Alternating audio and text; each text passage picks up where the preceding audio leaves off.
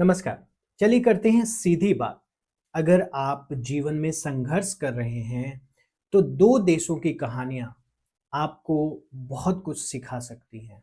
एक जापान और दूसरा इज़राइल। आखिर इज़राइल जैसा देश, जहाँ ना तो प्राकृतिक संसाधन है और ना ही वहाँ की पॉपुलेशन बहुत ज़्यादा है, कैसे दुनिया की सबसे बड़ी शक्ति बन के उभर रहा है। और इसके साथ हम ये भी देखते हैं कि आजकल अमेरिका भी अपने फैसले इज़राइल से पूछ के करता है। और क्या वो चीज़ें हैं जो हम भारत के तौर पे इज़राइल से सीख सकते हैं अपनी पॉपुलेशन को यूटिलाइज करने के लिए बेहतर तरीके से। और इसके साथ में कुछ अनोखी कहानियां कि जब इज़राइल के पास कुछ नहीं था और बहुत सारे देशों ने इज़राइल के ऊपर आक्रमण कर दिया था उसकी आज़ादी के जस्ट एक दिन बाद, तो कैसे इज़राइल ने अपने आप को बचाया और साबित किया। तो अगर हम बात करें इज़राइल के दुनिया के सबसे असरदार देशों में से एक बनने में और कैसे उसने अपनी टेक्नोलॉजी को हासिल किया, तो हमें सबसे पहले उसकी प्रारंभिक कमजोरियों को भी देखना पड़ेगा। तो हम देखते हैं कि 1948 में जब इज़राइल को आज़ादी मिली, तो उसे बुनियादी ज़रूरतों की बहुत सारी कमी थी। उसके पास कोई भी बड़ी सेना नहीं थी, उसके पास कोई अच्छी खासी लेबर फोर्स भी नहीं थी, ना तो कोई तेल के कुएं थे और कोई भी नेचुरल रिसोर्सेस या प्राकृतिक संसाधन उसके पास में नहीं थे। यहाँ तक कि पानी की कमी इतनी ज़्यादा थी कि इज़राइली सरकार ने एक सख्त लिमिट लगा दी कि जिससे नागरिकों को हर व्यक्ति हर दिन सिर्फ 10 लीटर पानी इस्तेमाल करने की इजाज़त मिलेगी। इतना तो हमारे यहाँ दाढ़ी बनाने में खर्च कर दिए जाते हैं। अब अगर इस भविष्य को आप देखें तो आपको क्या लगेगा कि सिर्फ गरीबी है, सिर्फ बदहाली है, इसमें कुछ नहीं किया जा सकता है। और ठीक उसी समय आज़ादी का जब ऐलान हुआ है, उसके अगले ही दिन इज़राइल के आसपास के 5 देश जो कि मिस्र, सीरिया, जॉर्डन, इराक और लेबनान, इनकी मिलिट्री ने हमला कर दिया इज़राइल के ऊपर। अब ये जब सारी चीज़ें हुई और ग्लोबल जो ताकतें थी, उन्होंने भी इज़राइल को मदद करने से मना कर दिया। कोई भी उनके साथ खड़ा नहीं हुआ। अब अगर आप मैप में देखें तो ये वाला जो हिस्सा है, फ़िलिस्तीन और इज़राइल वाला, उसके अगल-बगल में आप देखोगे तो सारे जितने देश यहाँ पे आपको दिखाई दे रहे हैं, लगभग-लगभग ये सारे देश जो हैं, वो इज़राइल के खिलाफ ही हैं। कोई भी इज़राइल के पक्ष में ना उस समय था और आज भी बहुत ही कम देश हैं जो उसके पक्ष में थे। अब उस समय कुछ मनोवैज्ञानिक जो साइकोलॉजिकल वार होता है, वो इन्होंने किया और जीता भी। कैसे? तो सबसे पहली जो एक टेक्टिक थी, ये थी सेल्जर बोतल टेक्टिक। तो ये सेल्जर बोतल एक्चुअल में क्या थी? कुछ नहीं, ये सोडा बॉटल्स थे। जैसा आप सोडा पीते होंगे सोडा शॉप में जाके, वही उसी तरीके की सोडा बॉटल। और इसको इन्होंने क्या किया कि बड़ी ऊंचाई पे प्लेन पे ले जाके वहां से जब वो ड्रॉप करते थे, तो जब ये सोडा बॉटल फटता था तो बहुत बड़ा आवाज करता था। अच्छी ऐसी आवाज होती थी जैसे बम गिर रहा है, कहीं बम फट रहा है।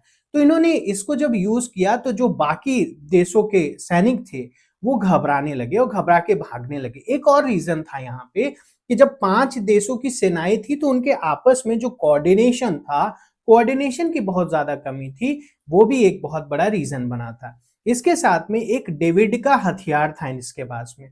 अब ये डेविड का हथियार, अगर आपको याद होगा, कुछ सालों पहले हम लोगों ने सुना था कि यूपी पुलिस ने मुंह से ठाई ठाई की आवाज निकाली थी और उससे चोरों को पकड़ लिया था। तो ये कुछ उसी तरीके का था कि ये बहुत तेज आवाज निकालता था।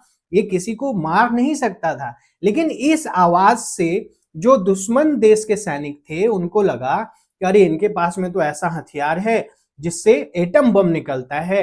और इसके कारण से जो 6 सेनाएं थी उनका तालमेल टूट गया और इज़राइल अपने आप को बचाने में कहीं ना कहीं सक्षम हो पाया। ठीक उसी तरह 1967 के युद्ध की रणनीति अगर आप देखोगे तो वहां पे फिर से मिस्र, इराक, सीरिया और जॉर्डन एक कोऑर्डिनेटेड हमला करने वाले थे। लेकिन इज़राइल का जो इंटेलिजेंस नेटवर्क था उसने इस चीज को पहले से ही जो है भली भांति समझ लिया। और जिस समय ये नाश्ता कर रहे थे उड़ान भरने से पहले मिस्र के एयरबेस पर, ठीक उसी समय इज़राइल ने वहां पे बमबारी कर दी, जिसके कारण से ये जो प्लान था इन सारे देशों का वो एक बार फिर से विफल हो गया। अब बात करते हैं कि जैसे हमारे यहाँ पे रॉ बहुत ज्यादा फेमस है इंटेलिजेंस एक्टिविटी के लिए, उनका जो जासूसी एजेंसी है उसका नाम है मोसाद, और ये बहुत ही फेमस है। इसका अगर एक वाक्य मैं आपको बताऊं तो एक मशहूर इसके ऑपरेटिव थे एली कोहेन। एली कोहेन जो हैं वो सीरिया में जाके वहां पे इतना ज्यादा सफलता प्राप्त करते कि वहां पे सरकार में एक अच्छी ऊंचे लेवल पे पहुंच जाते हैं, और सिर्फ न वहां तक बल्कि डिप्टी डिफेंस मिनिस्टर के पद के लिए भी उन्हें चुना जाता है। अच्छा, बाद में जब ये क्या करते हैं कि सीरिया के सैनिक जो हैं वो छुपकर बंकरों में रहते थे रेगिस्तान वाले एरिया में, तो कभी भी जो इजराइल है उसको पता नहीं चल पाता था कि एक्चुअल में कहाँ से हमला हो रहा है। तो इन्होंने क्या किया, इन्होंने जाके वहां पे जो सैनिक थे उनको बोला, अरे तुम लोग इतने धूप में अपने आप को हमेशा तपाते रहते हो, इससे अच्छा तुम लोग करो कि यूकेलिप्टस के पेड़ लगा लो, कम से कम उसकी छांव रहेगी तो तुम्हें आराम मिलेगा। सैनिकों को भी लगा कि सही बात कर रहे हैं, और इन्होंने ये इंफॉर्मेशन पास कर दी इजराइल को कि जिस जिस बंकर के पास में आपको यूकेलिप्टस के पेड़ मिले वहां पे आप बम दाग दीजिए। और इस तरीके से इन्होंने सीरिया की जो चौकियां थी उसको बमबारी करके नष्ट करा दिया। अब शिक्षा और नवाचार में क्रांति, सबसे पहली चीज समझिए कि जहाँ की पॉपुलेशन इतनी कम है, जहाँ पे नेचुरल रिसोर्सेस नहीं है, वहां पे जो सिद्धांत था वो था ज्यादा से ज्यादा समस्या समाधान का। तो यहाँ पे ये प्रैक्टिकल इंजीनियरिंग करते हैं, पुरानी तरह की इंजीनियरिंग जो हमारे कॉलेजेस में होती है, और कहा जाता है कि बहुत सारे इंजीनियर ग्रेजुएट जो हैं वो नाकाबिल हैं, हाँ उन्हें जॉब दिया ही नहीं जा सकता है। लेकिन यहाँ पे क्या था, इजराइल के एजुकेशन सिस्टम ने इंजीनियरिंग प्रोजेक्ट्स को सिर्फ पानी की कमी, सिंचाई, डिफेंस और हेल्थ केयर जैसे देश के संकटों को हल करने की उनकी काबिलियत के आधार पे जांचा। ये नहीं कहा कि आप किताबों को पढ़िए और बस एग्जाम में पास हो जाइए, प्रैक्टिकली उनको हल करके दिखाइए।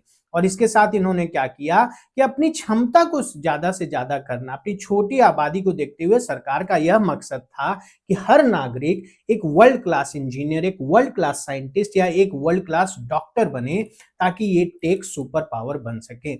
अच्छा, खेती में दबदबा, आपने ड्रिप इंटीग्रेशन के बारे में जरूर सुना कि ड्रिप इरिगेशन होता है जहां पे बूंद बूंद करके पानी जो है वो गिरता है। ये जो शुरुआत थी ये इंजीनियर सिमचा ब्लास ने 1960 के दशक में की थी, और उनकी कंपनी नेटाफिम जो है वो आज एक बहुत बड़ी ग्लोबल कंपनी बन गई। और इसी के कारण से इजराइल में जो पानी की कमी थी उसके बावजूद यहाँ पे फसलें उगाई जाती है।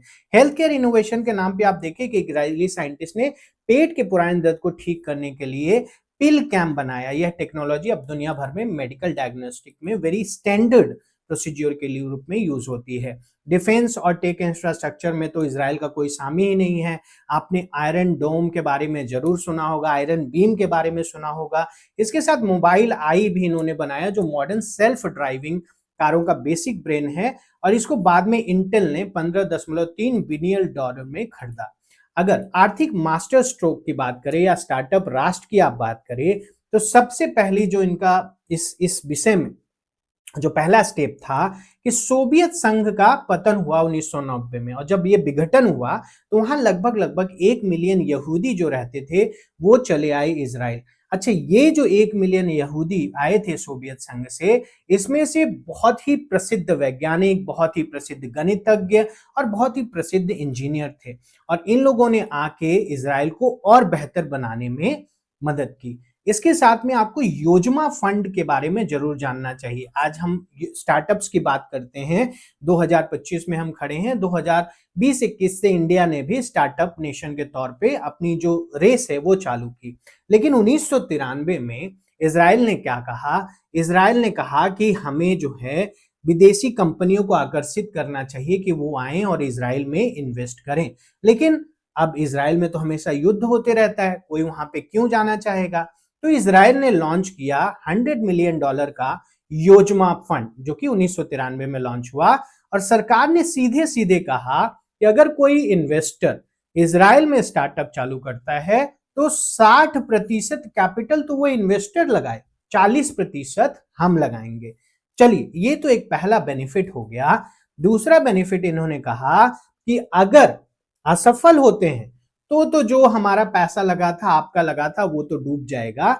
लेकिन अगर आप सफल होते हैं तो 40% जो हम लगा रहे हैं पैसा, वो भी आप ओरिजिनल शेयर प्राइस में वापस खरीद सकते हैं। तो अगर सक्सेसफुल होते हैं तो आप अपने शेयर को बाई बैक कर सकते हैं। ये किसी भी कंपनी को, जो कंपनी चलाता है, उसके लिए बहुत बड़ा सुनहरा अवसर था। और इसी के कारण से क्या हुआ कि लगभग 160 से ज्यादा स्टार्टअप्स को यहाँ पे फंडिंग मिली और ऑफिशियली इजराइल को स्टार्टअप नेशन के तौर पे बहुत बड़ी प्रसिद्धि मिली। अब अंत में भारत क्या सीख सकता है या कोई भी विकासशील देश जो आगे बनना चाहता है, तो इजराइल से 3 सबक ले सकता है। सबसे पहले आत्मनिर्भरता आती है। हमने देखा कि जब इजराइल कमजोर था तो उसका कोई दोस्त नहीं था, लेकिन जब उसने अपने आप को मिलिट्रली और टेक्नोलॉजिकली एडवांस कर लिया तो आज बहुत सारे देश जो हैं वो इजराइल से डिफेंस डील करना चाहते हैं। अब दूसरा, अपनी आबादी में इन्वेस्ट करना। भारत जैसा देश जहां पे पॉपुलेशन बहुत ज्यादा है, लेकिन क्या हमारी आबादी जो है वो देश के काम में आ रही है या फिर बेकार पड़ी है? ये एक बहुत बड़ी बात है। और तीसरा, सर्विसेज से आगे बढ़ना। अब देखिए, भारत जो है इसमें अगर जीडीपी की बात करें तो सर्विस सेक्टर का सबसे बड़ा योगदान होता है। लेकिन आज अगर हमें आगे बढ़ना है तो कहीं ना कहीं हमें इंजीनियरिंग सेक्टर में, कहीं ना कहीं हमें टेक्नोलॉजी के सेक्टर में, कहीं ना कहीं हमें मैन्युफैक्चरिंग के सेक्टर में आगे बढ़ना होगा। और यही 3 सीखें हैं जो भारत इजराइल से ले सकता है। तो आशा करता हूं अब आप समझ गए होंगे कि इजराइल कैसे बना मिडिल ईस्ट या फिर दुनिया की सबसे बड़ी ताकत। आप अगर चाहें तो हम अगले क्लास में ईरान, पर्शिया से ईरान कैसे बना, इसके बारे में डिस्कस करेंगे। लेकिन उसके लिए आपको हमें कमेंट करना पड़ेगा। और उसके साथ में ये बात हमेशा याद रखिएगा कि अगर आप सतत प्रयास कर रहे हैं, आप ईमानदार हैं, अगर आप लगे रहेंगे तो आज नहीं तो कल आप सफल जरूर होंगे। धन्यवाद।